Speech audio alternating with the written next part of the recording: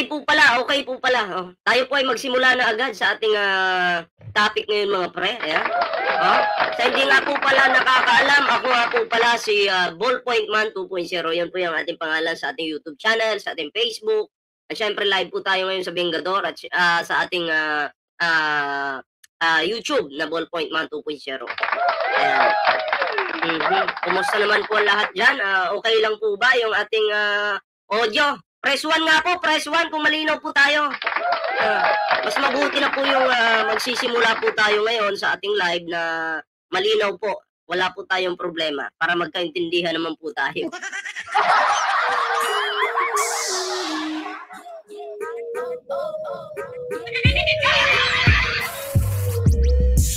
Ayan, so malinaw.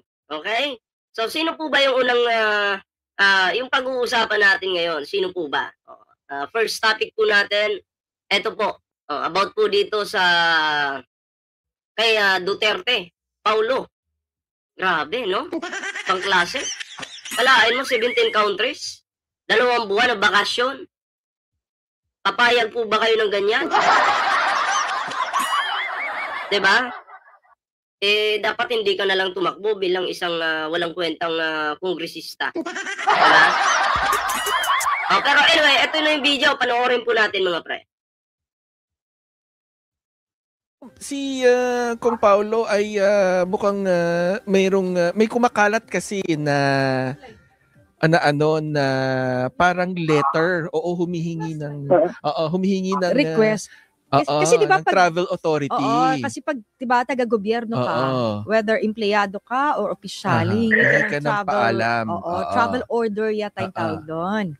Pero okay lang naman kung ang pupuntahan mong lugar, 1, 2, 3, pero yung 17 countries, diba?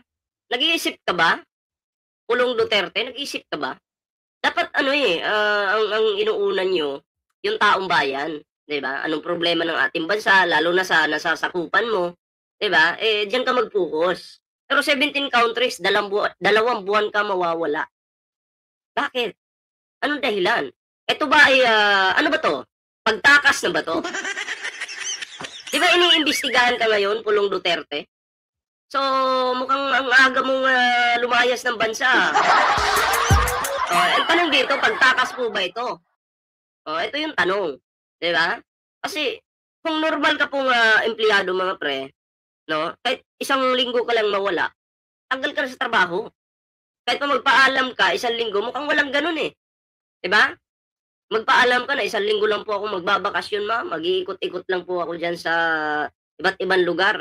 Ang tanong, pwede ba yon? Papayagan ka ba? Diba? So mukhang tagilid ka dyan kung gano'n. Pero itong si Pulong, mga pre, 2 buwan. Diba? Grabe itong mga Duterte, ang kakapal na mukha talaga, no? Magsimula kay Sara Duterte, Pulong, Baste, Digong. Diba? Ang kapal. Lalo na itong Umar Duterte na to. Ang kapal din. Piti Duterte ang kapal. Diba? Lahat po ng mga yan, makakapal yung mukha. Diba? Mahilig po silang mag-travel gamit yung pera ng taong bayan.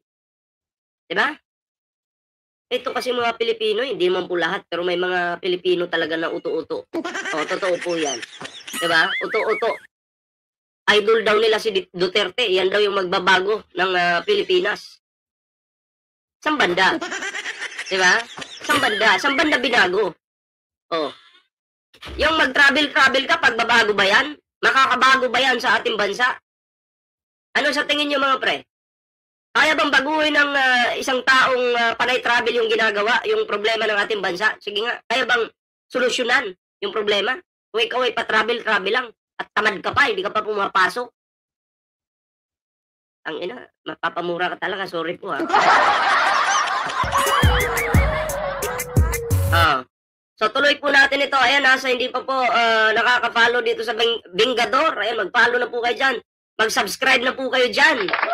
Diba? At i-like nyo na yung mga videos po ng Vengador. At sa mga dyan, sa nakapanood naman sa ating YouTube channel, ay magandang umaga, magandang gabi po sa inyo lahat mga pre. Ayan na. So, tuloy natin yung ating topic ngayon mga pre. Mukhang mukhang medyo narinig yun na ba yun? Well, nakita natin na nire-report na yata sa balita na may request daw for 2 months travel starting December 15 at tapos 17. Tanong ko lang sa inyo, may nabalitaan na po ba kayong isang kongresista na ganyang katagal yung kanyang na request na travel sa iba't ibang bansa? Meron na ba? Ako first time ko lang. Si Pulong pa lang po yung nakita kong ganun.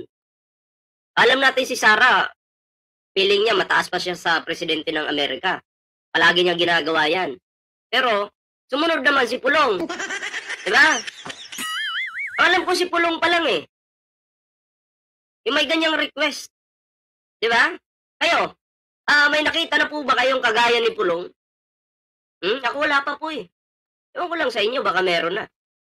Diba? Team countries na yata ang itindahan na ni Pulong Duterte. So, well, ang reaction ko doon wala pa nga investigation, parang patakas na yata siya. Ay, naku po! Wala pang investigasyon, magsisimula pa lang, parang tatakas na. So, ano to? Pulong iyot man duwag Duterte, ang tawag dito? Wala pa nga investigasyon eh. Lilipad na, di ba? Grabe, no? Akala ko, itong mga Duterte, maangas, matapang, mayabang, totoo yan. Totoo po yan, mayabang talaga. Pero ang maangas, matapang, totoo nga ba o gawa-gawa na lang? Kunyari na lang. Ano sa tingin niyo mga pre? Diba? Kasi itong ating kongresistang pasaway na Pulong, wala po kayong aasahan dito. Kahit yung mga dabuhin nyo, wala pong aasahan dito. Idolin nyo lang siya, ginagamit lang kayo, magpakatanga lang kayo, magpakabobo lang kayo. Masaya po si Pulong dyan dahil tatanga-tanga yung mga DDS. Masaya po si Pulong dyan dahil nagagamit kayo. Kayo, nagpapagamit naman, uto-uto nga eh. Ano magagawa natin kung itong taong ito uto-uto, di ba? Uto-uto nga eh. So, wala tayong magagawa. Di ba? So, nga po tayo dyan. Tuloy. Di ba, meron siya, tinatatawag siya ng ICC. May request sa kanya na humarap kasi may mga tanong regarding sa mga infrastructure projects niya sa First District of Davao. Sabi niya, willing siya humarap. Pero nung actual na araw na ay hindi na raw. Wala raw jurisdiction ng ICC sa kanya.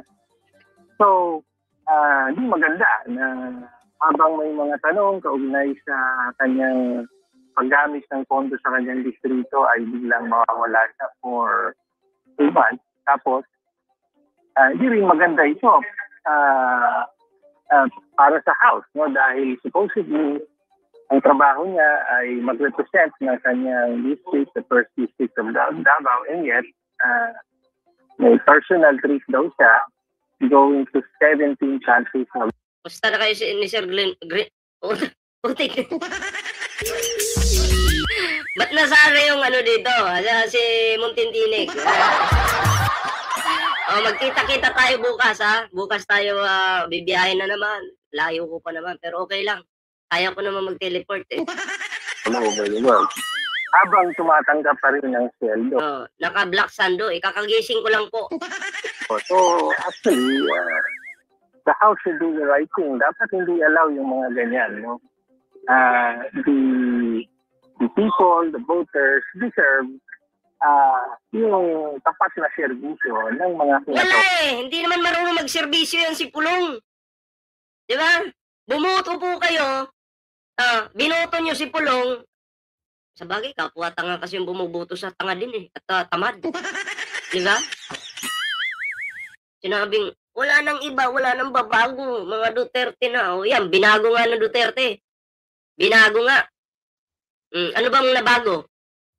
May nabago po ba? Meron. Akalain mo, first time ko itong marinig sa isang katulad na ni Pulong. Okay? Na 2 buwan po, bakasyon. 2 buwan. Ha? Anong gagawin mo sa 2 buwan na yan? Imbes na magtrabaho ka, inuuna mo pa yung lakwatsa mo. Puki ng inang yan. Ay, sorry. Sorry. Nadulas tayo dito sa ibang channel. Sorry. Nagtitigil ako kasi naka-live ako sa ibang channel. Sorry po Oh. Mapapamura ka talaga sa sa kawalang hiyaan itong mga bastos na taong ito. Kasi hindi lang po Malacanang yung binabastos ng mga taong ito, nitong mga pamilyang ito. Buong bansa po. Imagine, harap-harapan ipapakita sa inyo na kaya ko mag-travel 2 buwan. Kaya ko magbakasyon. Kayo kaya nyo ba? Kaya ko magbakasyon gamit yung pera ninyo.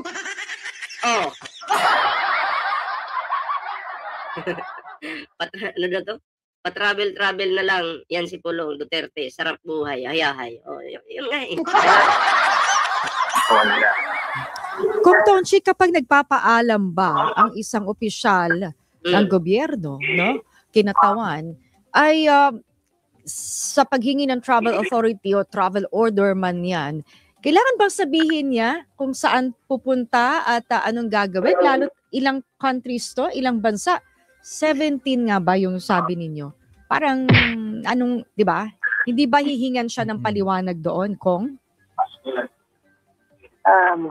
Well, usually gano'n, pag nag-a-apply for travel authority, ina-explain mo din sa speaker, kung ikaw ay member of the House, hingi ka ng authority from the speaker to the Secretary General. Tapos usually, sinasabi mo nga ron yung kung saan ka pupunta, gaano katagal, at anong reason or purpose mong travel mo. So it has to, of course, it has to be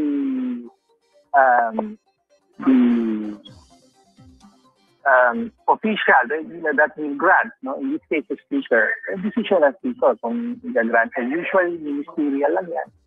I-grant palagi, no? Pero, Wala po bang sound? Wala na namang sound. Bakit walang sound? Meron naman po kanina. Try ko nga. Bengador.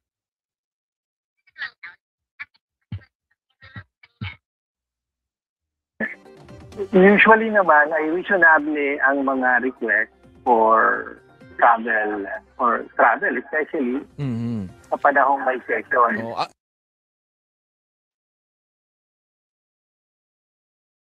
Meron namang sound.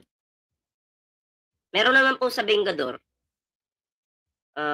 Sino yung nagsabing walang sound? Baka sa channel ko. Check ko nga. May sound ba? Meron. Okay. Wait lang.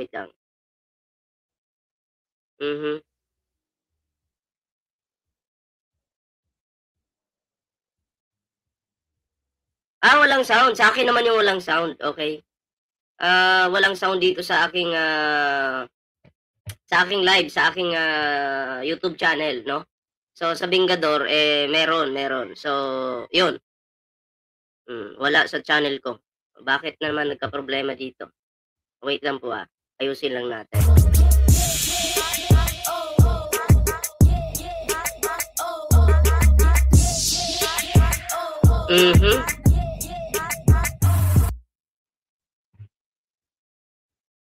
Bakit walang sound?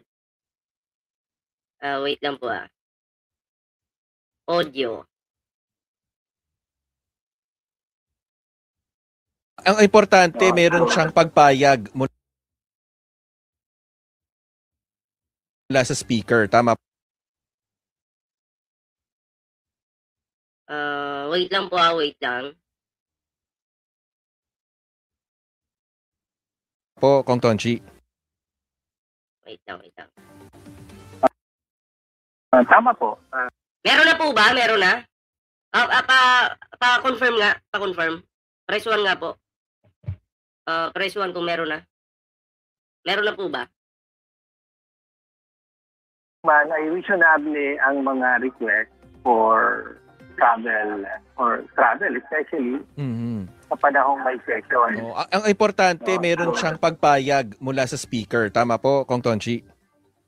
Tama po. Dapat mag-grant yung travel. Bago siya payagan. Sige po, marami pong salamat, Kong. So yan itong si Pulong ay wala na po tayo aasahan diyan. Ang gusto lang po nila magsayang lang po ng pera ng taong bayan. Hindi po talaga nila wala po talaga sa isip nila yung magsiserbisyo po sila sa taong bayan. Yan po yung wala sa kanilang isipan, no? At hindi po nila gagawin 'yan. 'Di ba? Hindi po talaga sila tapat sa mga Pilipino. Ang kanila lang po magkaroon ng power, koneksyon at pera. Yun lang po. Yun po ang gusto nila. Ha? Gusto nila sila palagi yung nasa tuktok para kontrolado po nila yung lahat. Pag gipit po sila, tagilid po sila, ang gagawin niyan, iiwas po. Umiiwas. Travel dito, travel doon. Yun po yung ginagawa ng mga taong batugan.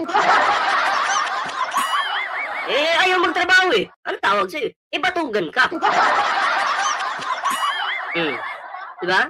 Pero, tumatanggap po sila ng pera ng taong bayan. Grabe.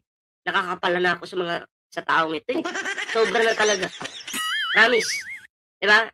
Kayo mga pre, anong reaction nyo dito sa video ito? Comment down below para naman po mabigyan natin at mabasa natin yung inyong mga komento at mabigyan din po natin ng reaksyon. Baka may interesting na comment dyan at nagustuhan natin, bibigyan natin ng reaksyon niya. Wala kang kawalan.